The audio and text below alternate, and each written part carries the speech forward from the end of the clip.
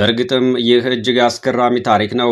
በአሁኑ አጠራር የፊፋ ዓለም ዋንጫ ውድድር አሸናፊ ሀገራት የሚሸለሙት ወርቃማው ዋንጫ የመቶ ክፍለ ዘመን ታላቁ የዓለማችን እውነተኛ ሚስጥር ነው ይባል ማጋነን አይሆንም። በአንድ ወቅት በአልጋ ስር ባሮጌ የጫማ ሳጥን ውስጥ ተሸሽጎ ከናዚዎች ዝርፊያ ያመለጠውና ከታሪክ ገጽታ ሳይፋቅ የተረፈው ይህ ውድ ዋንጫ ፍጹም ታምረኛ ነው።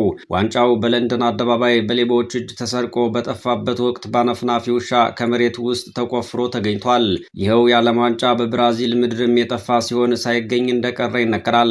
በኋላ ላይ የውድድሩ አሸናፊዎች ዋናው ሳይሆን ቅጂው እንዲሰጣቸው የተደረገበት ምክንያትም ከብራዚል ጋር ይያያዛል። ከዚህ ዋንጫ ጀርባ ያሉ አስገራሚ ታሪኮችን ልንነግራችሁ ነው። ቪዲዮውን ላይክ፣ ቻናሉን ደግሞ ሰብስክራይብ በማድረግ አብራችሁን ዝለቁ።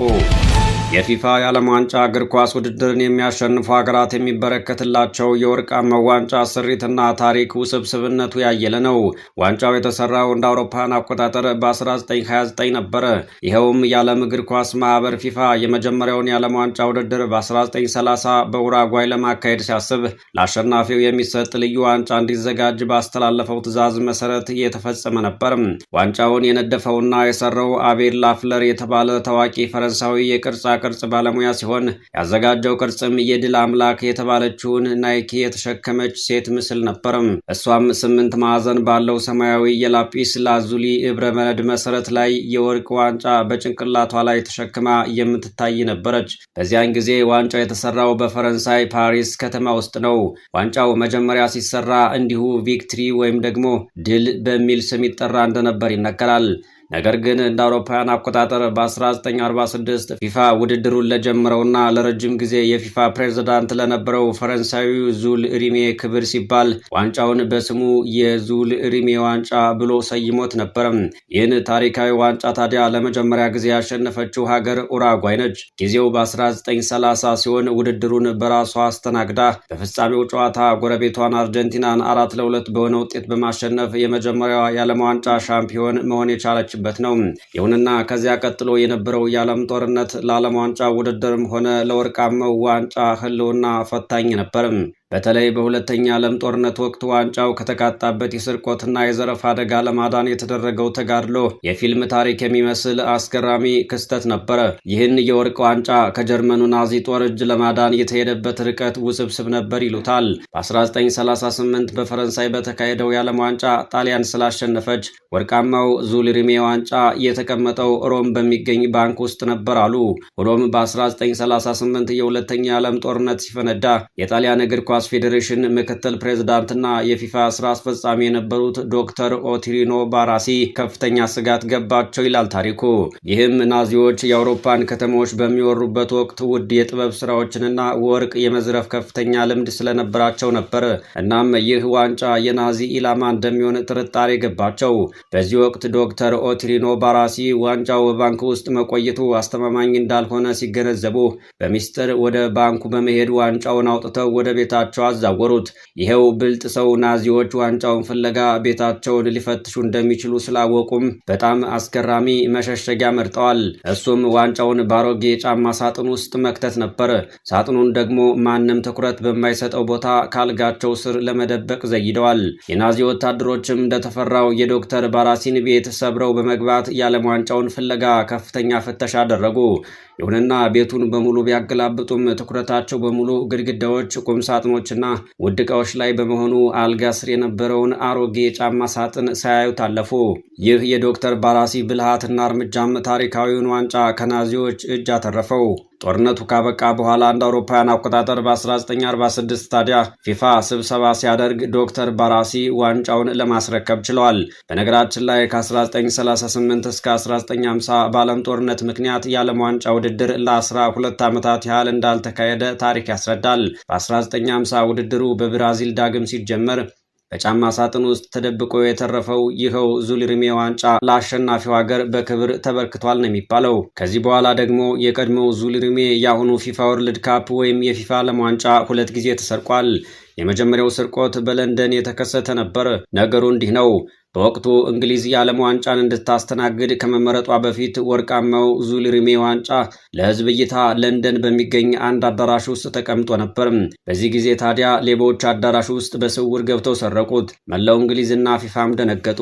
ፍለጋም ተጀመረም። ፍለጋውን ተከትሎ ዋንጫው ከተሰረቀ ከሳምንት በኋላ ታዲያ ፒክልስ የተባለች ውሻ ከባለቤቷ ጋር ለሽርሽር ስትወጣ በደቡብ ለንደን በሚገኝ አንድ የአትክልት ስፍራ ውስጥ በጋዜጣ ተጠቅልሎ መሬት ላይ ወድቆ አገኘችው። ውሻዋም ብሔራዊ ጀግና ተብላ ተሸለመች። ሁለተኛው የዋንጫው ስርቆት ደግሞ በብራዚል ሪዮ ደ ጀነሮ እንደ አውሮፓን አቆጣጠር በ1983 የተፈጸመ ነበር።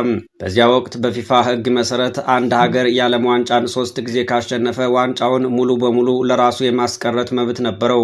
ብራዚልም ታዲያ እንደ አውሮፓን አቆጣጠር በ1970 ለሶስተኛ ጊዜ ስታሸንፍ የዙሊሪሜ ዋንጫን በቋሚነት ወስዳ ሪዮ ደ ጀነሮ በሚገኘው የብራዚል እግር ኳስ ፌዴሬሽን ዋና መስሪያ ቤት አስቀምጠው ነበር። እናም በ1983 ሌቦች የመስሪያ ቤቱን ጥበቃ በገመድ አስረው ዋንጫው የተቀመጠበትን መስተዋት ሰብረው እንደሰረቁት መረጃዎች ያሳያሉ። ይሁንና የብራዚል የዋንጫው ስርቆት ግን እንደ እንግሊዙ ፍጻሜው አላማረም። ዋንጫው ሊገኝ አልቻለም ነው የሚባለው። የፖሊስ ምርመራ እንደሚያሳየውም የሰረቁት ግለሰቦች የዋንጫውን ወርቅ አቅልጠው እንደሸጡት ይታመናል። ከዚህ የተነሳ በአሁኑ ወቅት ለአሸናፊዎች የሚሰጠው አዲሱ የፊፋ ዓለም ዋንጫ ጥበቃው እጅግ ጥብቅ ከመሆኑ የተነሳ ዋናው ዋንጫ በፊፋ ሙዚየም ውስጥ የሚቀመጥ ሲሆን ለአሸናፊ ሀገራት የሚሰጠውም በወርቅ የተለበጠ የዋናው ቅጅ ብቻ ነው። ዋንጫው አሁን የያዘውን ፊፋ ወርልድ ካፕ ወይም የፊፋ ዓለም ዋንጫ የሚለውን ስያሜ ያገኘውም እንደ አውሮፓውያን አቆጣጠር 1974 ነበር። ይህ የሆነበት ምክንያትም አለው። ቀደም ብለን እንደተናገርነው በወቅቱ በነበረው የፊፋ ሕግ መሰረት ብራዚል የ1970ውን ውድድር ለሶስተኛ ጊዜ በማሸነፏ ዋንጫው በቋሚነት ተሰጥቷት ስለነበር ፊፋ ለቀጣይ ውድድር አዲስ ዋንጫ ማዘጋጀት ነበረበት። በመሆኑም ከ7 ሀገራት የተውጣጡ 53 የቅርጻ ቅርጽ ባለሙያዎች ተሳትፈው ሲልቫዮ ጋዛኒጋ የተባለ ጣሊያናዊ የቅርጻ ቅርጽ ባለሙያ ያቀረበው ንድፍ አሸናፊ ሆነ። ንድፉ በአሁኑ ዋንጫ ላይ በተቀመጠው መልኩ 2 ስፖርተኞች ዓለምን በትከሻቸው አንስተው ወደ ላይ ሲያነሱ የሚያሳይ ነው። በዚህ ጊዜ ዋንጫው ሲቀየር ስሙም አብሮ ተቀየረ። እናም ለአዲሱ ዋንጫ የግለሰብ ስም ከመስጠት ይልቅ በቀጥታ የድርጅቱ ስም ተሰጥቶት ፊፋ ወርልድ ካፕ ተብሏል። ይህንን በአሁኑ ወቅት የምናውቀውን አዲሱን ዋንጫ እንደ አውሮፓውያን አቆጣጠር በ1974 ለመጀመሪያ ጊዜ ያሸነፈችውም የቀድሞዋ ምዕራብ ጀርመን ነበረች። ከዚያ ጊዜ ጀምሮ ዓለም አቀፉ እግር ኳስ ማህበር ፊፋ ሕጉን የቀየረ ሲሆን አንድ ሀገር ዋንጫውን በተደጋጋሚ ቢያሸንፍ እንኳ ዋናውን ዋንጫ በቋሚነት ለራሱ መውሰድ እንደማይችልና በወርቅ የተለበጠ ቅጅ ብቻ እንደሚሰጠው ወስኖ በዚያ መሰረት እያከናወነው ይገኛል። አሁን ላይ ያለው የፊፋ የዓለም ዋንጫ እጅግ ውድና ልዩ ጥበቃ የሚደረግለት ነው። ዋንጫው 6.2 ኪሎ ግራም የሚጠጋ ክብደት ያለው ሲሆን ከዚህ ጠቅላላ ክብደት ውስጥ 4.9 ኪሎ ግራም ወይም 80 በመቶ ያህሉ ንጹህ ወርቅ ነው። ውስጡ ባዶ ባይሆን ኖሮ ማለትም ሙሉ በሙሉ በወርቅ ተሞልቶ ቢሆን ክብደቱ ከ50 ኪሎ ግራም በላይ ሊሆን ይችል ነበር ይባላል። ይህ ቢሆን ደግሞ ተጫዋቾች ወደ ላይ ለማንሳት እጅግ ያስቸግራቸው ነበር። ዋናውና እውነተኛው የወርቅ ዋንጫ በማንኛውም ሀገር ወይም ተጫዋች እጅ የማይቀመጥ ሲሆን ቋሚ መኖሪያው ዙሪክ ስዊዘርላንድ በሚገኘው የፊፋ የዓለም እግር ኳስ ሙዚየም ውስጥ ነው። ዋንጫው በዚያ ስፍራ በልዩ ጥበቃ መጋረጃ ውስጥ ይቀመጣል። ይህ ዋንጫ ከሙዚየሙ የሚወጣው ታዲያ ለዓለም ዋንጫ ዓለም አቀፍ ጉብኝት ሲደረግ በውድድሩ የመክፈቻ ቀንና በፍጻሜው ጨዋታ ዕለት ስታዲየም ውስጥ ለእይታ ለማቅረብ ብቻ ነው አሉ። በዓለም ዋንጫ ውድድሩ ፍጻሜ ጨዋታ አሸናፊ የሆነው ሀገር ተጫዋቾች ሜዳ ላይ ጨፍረውበትና ተደስተውበት ወደ ሆቴላቸው ከመመለሳቸው በፊት ፊፋ ዋናውን ዋንጫ ተረክቦ መልሶ ወደ ስዊዘርላንድ ይወስደዋል ነው የሚባለው። በምትኩ ግን ለአሸናፊው ሀገር በቋሚነት ልክ ዋናውን ዋንጫ የሚመስል በወርቅ የተለበጠ ከነሐስ የተሰራ ቅጂ በይፋዊ ስሙ ዊነርስ ትሮፊ ይሰጣል። ይህንን ቅጂ አሸናፊ ብሔራዊ ቡድኖች ወደ ሀገራቸው ወስደው በክብር በቤተ መዘክራቸው ውስጥ ያስቀምጡታል። ይገርማል። የተሰማችሁን በኮሜንት ንገሩን።